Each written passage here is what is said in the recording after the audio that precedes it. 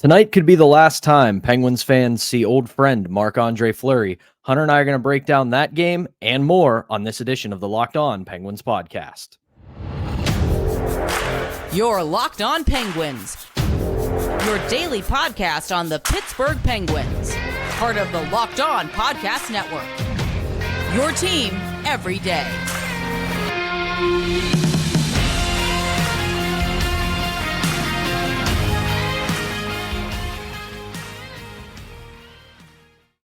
Welcome in, Penguins fans, to the Friday edition of the Locked On Penguins podcast. I'm one of your hosts, Patrick Damp. You can follow me on Twitter at synonym for wet, joined as always by the one and only Hunter Hodes. You can follow him on Twitter at Hunter Hodes. You can follow the show's account at LO_Penguins. We thank you for making this your first listen/watch of the day because we're your team every day, and we are free and available on YouTube or wherever you get your podcasts. So it's Friday, and it is going to be a bit of a bittersweet game tonight because it is Marc-Andre Fleury night in Minnesota. The Wild are set to honor him for becoming the second most winningest all-time goalie in the league. And this possibly could be the last time Penguins fans see our old friend Marc-Andre Fleury in competition, because he has not quite said that he's going to be done after this season, but a lot of signs point to this could be his final season. And before we get into previewing tonight's game, we're going to do that in the second segment. You can never go wrong talking about one of the greatest people. And I don't mean that just in the way he plays the game, just he is one of the best human beings to ever come through the Penguins organization and the NHL in Marc-Andre Fleury. He was, to me, the first building block of this era of Penguins hockey. Drafted first overall in the 2003 draft, the Penguins trade up to get him. He kind of makes his debut around right before guys like Crosby and Malkin and Letang come into the league. And really, the biggest thing before we get into everything else is that Marc-Andre Fleury's drafting, his debut with the Penguins, all of that, it represented hope after a few years where this team was just down in the dumps and it looked like there might be some light on the horizon. And it's going to be really difficult to watch this one tonight, especially considering everything he meant to the Penguins, and that this might be it for a guy who has played his way into becoming a first ballot Hall of Famer. So Hunter, I am going to hand it over to you. Just like I said, we can never go wrong waxing poetic about one of the happiest goalies to ever play hockey in Marc-Andre Fleury. Outside of his play on the ice, there was never a time where he didn't have a smile on his face. Even when the team was losing, when he first got there before Sidney Crosby was drafted, to even after 2009 when he struggled in the playoffs, he still came to work every day with a smile on his face, even when he was struggling a bit. And especially during 2016 when he really didn't play much at all in that Stanley Cup run. And then even 2017, he gets pulled for Matt Murray. You know, I'll always say it. Fleury started that run and Murray finished it, but he still had a smile on his face. Yeah, probably deep down, he was hurt and upset that he got replaced again by Matt Murray, but he still came to work every single day with that smile on his face. He was so respectful to the media and all the players in that locker room. And he's always going to be loved by every Penguins fan, everyone in that organization. And we talked about this before on the show. There might be a time where his number gets retired by this organization. I know I have my thoughts on it. You have your thoughts on it. If it does happen, it's going to be one heck of a night considering what he has represented, when he's been on this team. But I'll never not have a smile on my face when I think of Marc-Andre Fleury, because I loved watching him as a kid. He's played the position, I should say, with such a fun attitude. It's fun watching him play in goal because, yeah, he can make some hilarious mistakes, but he can also make some insanely acrobatic saves outside of obviously his great playoff runs for the Penguins. And yeah, he had some stinkers as well. Some of my favorite times watching Fleury was in the shootout because he was so good in that, right? He would make stopping those breakaways just look like a piece of cake. And I will forever cherish those memories. And you're right. It's going to be hard watching this tonight, man. I mean, I'll say this here, when he had his first game back in Pittsburgh, when he was with Vegas, I was in college at the time. I was watching it, in my house. I was obviously in my room watching it. I'm not going to lie. I mean, my eyes got watering during that ceremony because of what he meant to me growing up, what he's meant to so many people that have watched this team. And again, man, he's also getting honored for 1,000 games tonight as well. I know you mentioned the second all-time wins, but he's also getting honored for 1,000 games. So if this is it for him, he's had one hell of a career, and the Hall of Fame is going to be calling very shortly for him. Yeah, and I think I brought this up the last time we talked about him, but if not, it's such a curious case to me because you can't say that he's not a first ballot Hall of Famer. Second all time in wins, 3 Stanley Cup rings, 2 of which he was a huge factor in winning those Stanley Cups. And it's funny because at no point, except for the season he won the Vezina in Vegas, I don't think you could ever say he was the best goalie in the world, but he has consistently put together winning season after winning season after winning season. He's got a solid career save percentage. You obviously talk about the wins, you talk about the Stanley Cups, and this is going to sound kind of silly to say, but you also factor in the person.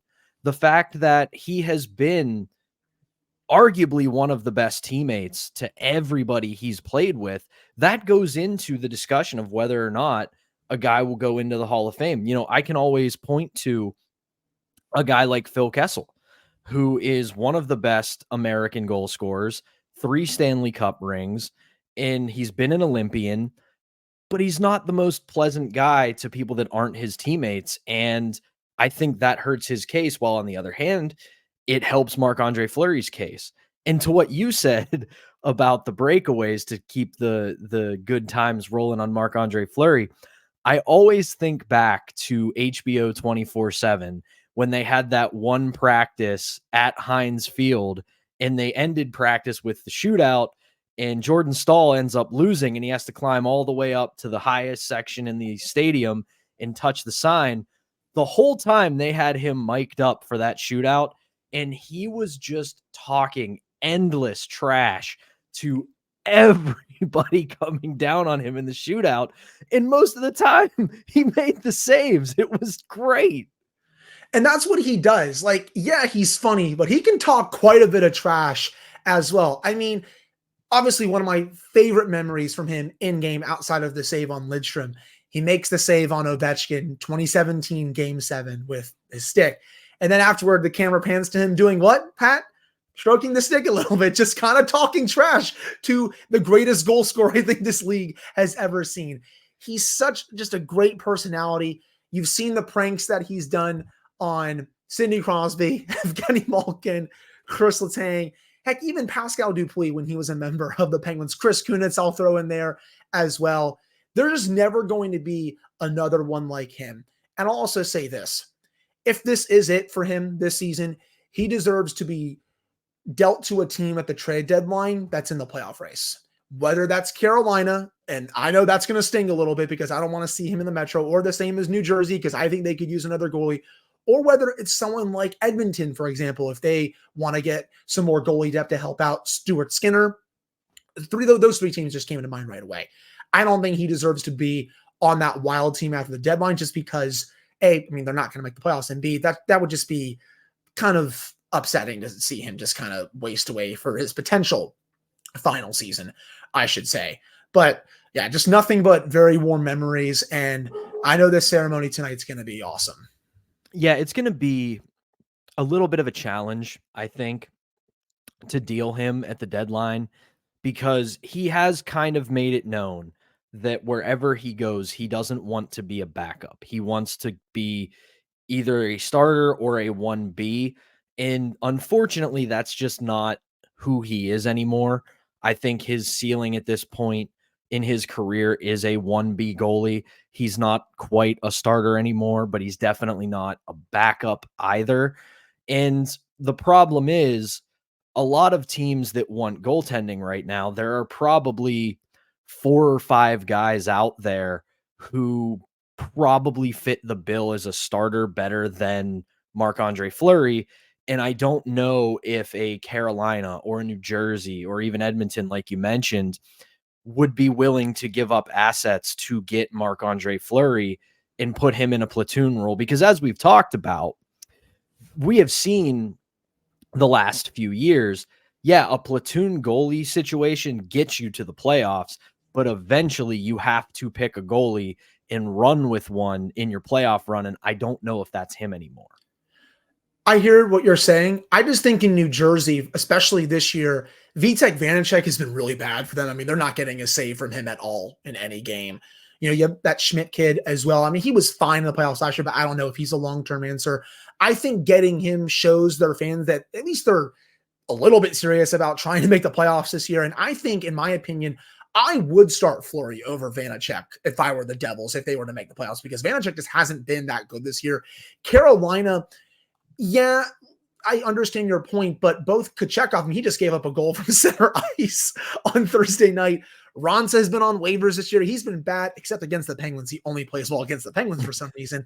And then Freddie Anderson just can't stay healthy. So I think if it's those two teams, I kind of disagree with a little bit. I think it will be worth it for them to maybe look at seeing what it would take to get Fleury, because honestly, Pat, I don't think he's going to cost that much, like draft pick wise or maybe prospect wise. I think the biggest thing is convincing him to go to one of those two Metro teams.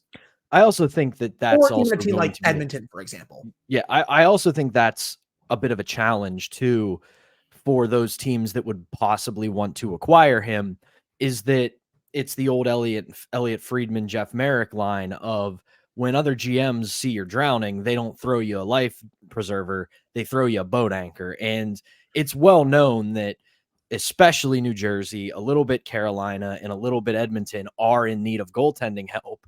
So that puts all the onus on them to pay more. And at this point, if you're Bill Guerin, you're asking for the sun and the moon for him, because you know those teams really need goaltending. I mean, I wouldn't be surprised. I mean, I just think, like, you know, when you look at his stats this year overall, 8-9-3, 2.95 goals against average, 897 save percentage.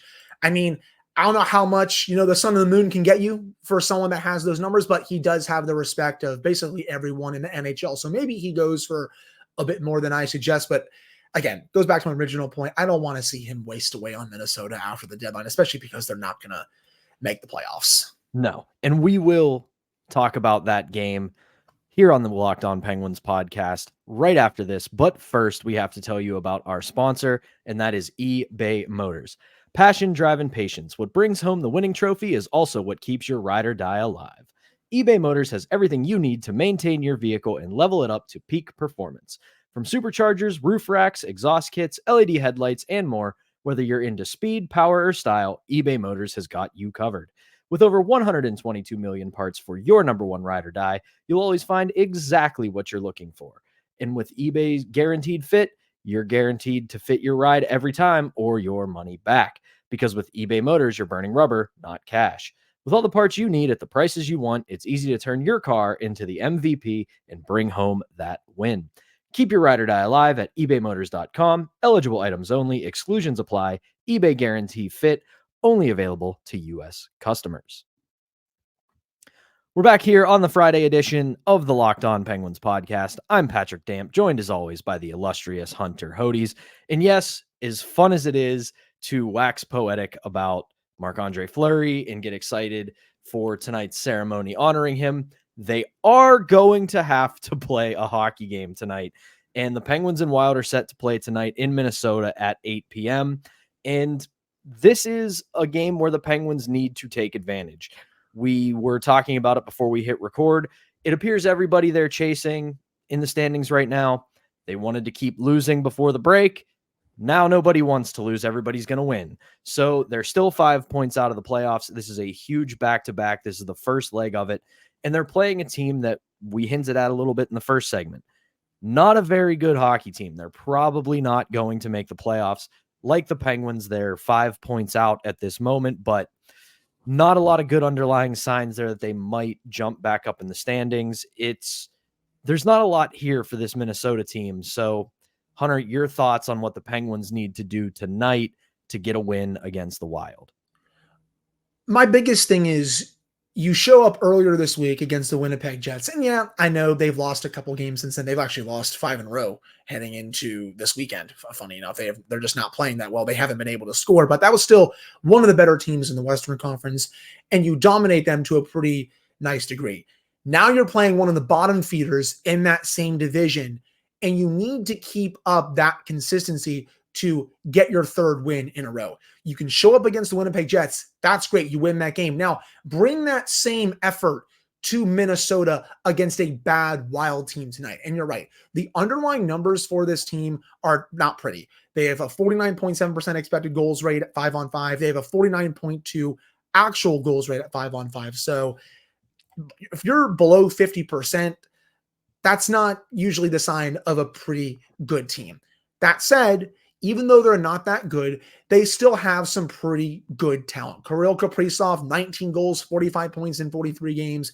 He's one of the most underrated players in the league. Joel Eriksson Ek has 21 goals and 39 points this year.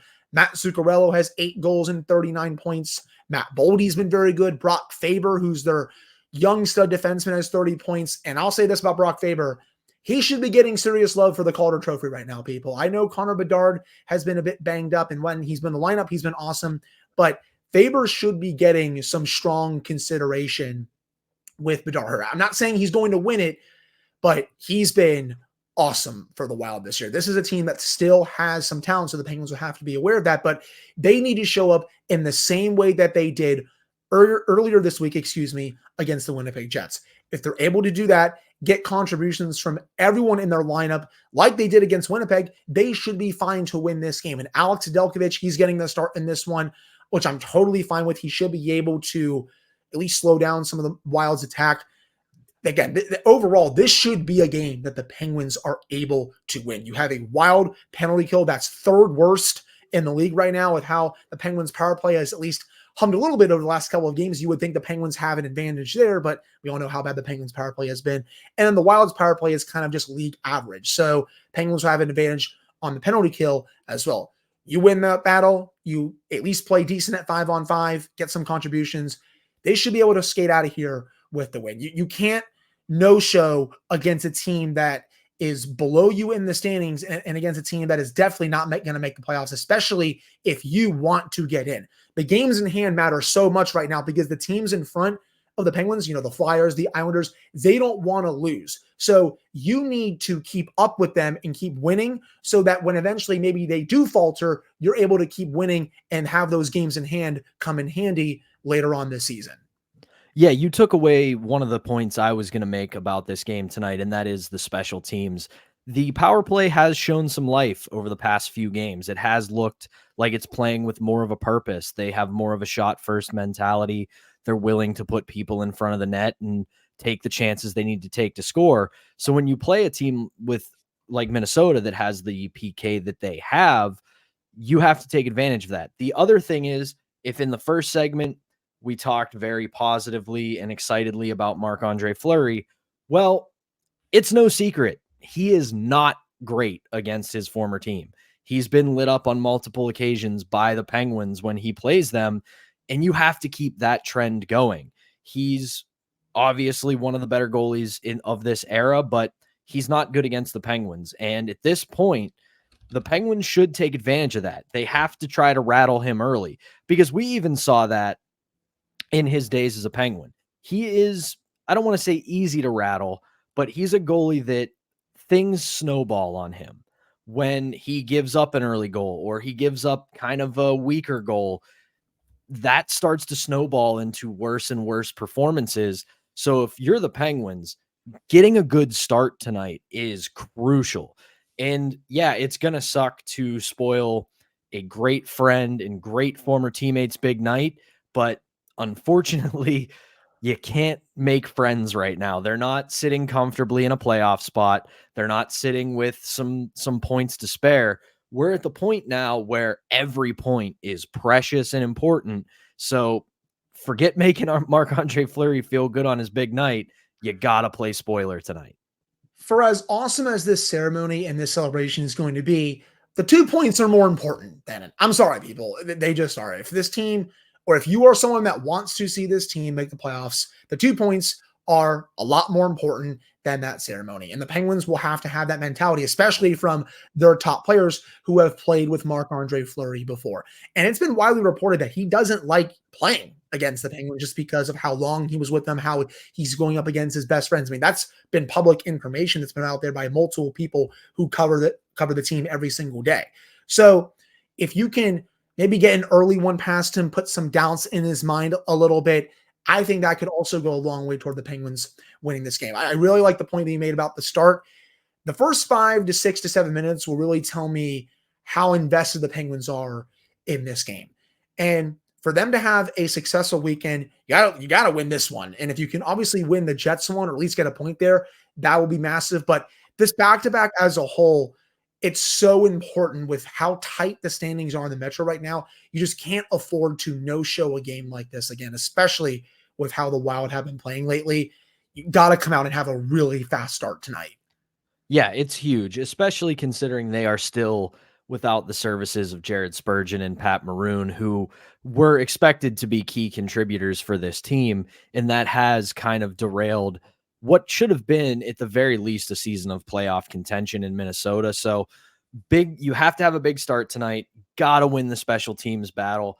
And unfortunately, you got to spoil Marc-Andre Fleury's big night, as much as it breaks all of our hearts to say. But like Hunter said, this is the first leg of a back-to-back tonight in Minnesota. They will travel to Winnipeg for a rematch on Saturday, and we will preview that matchup right after this. We're going to tell you about our next sponsor, and that is Indeed. We are driven for the search for better, but when it comes to hiring, the best way to search for a candidate isn't to search at all. Don't search, match with Indeed. If you need to hire, you need Indeed. Indeed is your matching and hiring platform with over 350 million global monthly visitors, according to Indeed data, and a matching engine that helps you find quality candidates fast. Ditch the busy work. Use Indeed for scheduling, screening, and messaging so you can connect with candidates faster. And Indeed doesn't just help you hire faster. 93% of employers agree Indeed delivers the highest quality matches compared to other job sites, according to a recent Indeed survey. Said it before, I'll say it again. Indeed is great because when I was searching for a job a good few years ago, Indeed helped me line up a bunch of interviews with potential employers and helped me get my current job. And listeners of this show will get a $75 sponsored job credit to get your jobs more visibility at Indeed.com/lockedon. Just go to Indeed.com/lockedon right now and support our show by saying you heard about Indeed on this podcast. Indeed.com/lockedon. Terms and conditions apply. Need to hire? You need Indeed. But we have to tell you about our next sponsor, and that is Robinhood Retirement. Did you know that even if you have a 401k for retirement, you can still have an IRA? Robinhood has the only IRA that gives you a 3% boost on every dollar you contribute when you subscribe to Robinhood Gold. But get this, now through April 30th, Robinhood is even boosting every single dollar you transfer in from other retirement accounts with a 3% match. That's right, no cap on the 3% match. Robinhood Gold gets you the most for your retirement thanks to their IRA with a 3% match. This offer is good through April 30th. Get started at robinhood.com/boost. Subscription fees apply. And now for some legal info. Claim as of Q1 2024 validated by Radius Global Market Research. Investing involves risk, including loss. Limitations apply to IRAs and 401ks. 3% match requires Robinhood Gold for 1 year from the date of first 3% match. Must keep Robinhood IRA for 5 years. The 3% matching on transfers is subject to specific terms and conditions. Robinhood IRA available to U.S. customers in good standing. Robinhood Financial LLC, member SPIC, is a registered broker-dealer. All right, we're back here on the Friday edition of the Locked On Penguins podcast. And as we said right before we threw it to break, tonight is just the first of a leg back-to-back they are going to have with Minnesota. And then on Saturday, they will go to Winnipeg for a rematch of Tuesday's game that was the first one out of the All-Star break with the Penguins coming out 3-0 victors. But the big story from that game we obviously all remember is the Brendan Dillon hit on Noel Acciari. He is out with a concussion. Brendan Dillon is out for 3 games on suspension. And I think before we get into the game a little bit here, I want to say this. I do think with the way the NHL, and I wrote about this today on Penguins Perspectives on KDKA, I do think with the way the NHL currently operates, while I disagree with the way they operate when it comes to player safety, I think 3 games got it right within their, as people joke, wheel of justice. George Parros gave him the most that he probably could give him under his rules, I should say, just because, you and I make fun of George Parros all the time on the show for how he runs player safety. And I said on Thursday when Nick Berlansky was on as a substitute teacher, didn't I say 1 to 3 games was probably what it was going to be for Dillon? Again, I wish there was going to be 5 to 10, but they just weren't going to do that. So 3 games, I think, or I hope that it sends the message to him that, hey, that kind of hit is not allowed in today's game, but we'll have to see if that really sets for him after he comes back from suspension. But yeah, he will not be playing in this game. And for the Jets as a whole, man, they are reeling right now. They are bleeding very fast. They've lost 5 in a row. They've scored 4 goals in their last 5 games.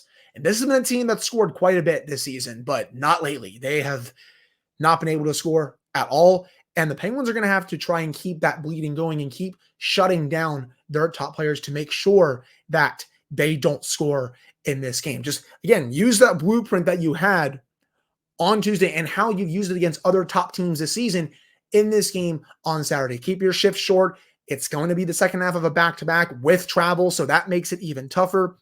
You will have Tristan Jarry in net, though, which is big. He just played really well against the Jets earlier this week. He's had great career numbers against the Jets as well. As long as he keeps them in this game, the Penguins will have a chance to potentially walk away with 4 points out of this weekend, especially if they win this game against Minnesota.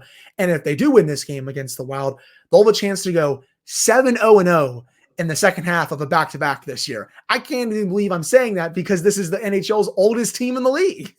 Yeah, it's kind of crazy that this team, for all the hemming and hawing about, it's the oldest team in the league, it's the oldest team in the league, they're great in the second half of back-to-backs this season for whatever reason. But I liked what you said about Tristan Jarry. He has actually never lost to the Winnipeg Jets in his career. And he's coming off a 3-0 shutout against them from Tuesday. And this is a Winnipeg team that, as you said, is reeling. This will be their first game after getting their lunch fed to them by, of all teams, the Philadelphia Flyers. And I know the Flyers are ahead of the Penguins right now. They're still in third in the Metro. But as we've talked about, they are starting to come back to earth. The Philadelphia Flyers are starting to look more and more like the team people expected them to look like at the start of the season. And they went into Winnipeg, or they went to Winnipeg came to them and dropped a 4-1 loss to the Flyers. And this is a team that we both said is reeling. You have to take advantage of that. They're struggling to score goals. They're on a rough losing streak.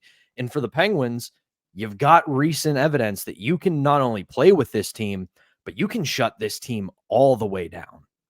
Right. I agree. It's kind of looking like a bit similar to what we saw from the Jets at this point last year, right? They were playing really well last year. And then this type of stretch came around, January, February, where they just looked like a completely different team. And it was like that all the way to the playoffs. They got absolutely crushed in that first round series. And then you saw Rick Bowness just go off to the media about his team. He said he was disgusted with the way it went. I hope that that's not happening here again, lightning striking twice with the Jets. But I can only hope, obviously, that the Penguins extend their losing streak in this game to have Jets fans think that maybe that this is the start of what happened last year as well. But we already said it. The blueprint is there, especially at 5-on-5. The Penguins, outside of a few shifts in that game, they were able to dominate the Jets, I think. And in special teams, the Jets had nothing going on the power play, which is below average in the league for them.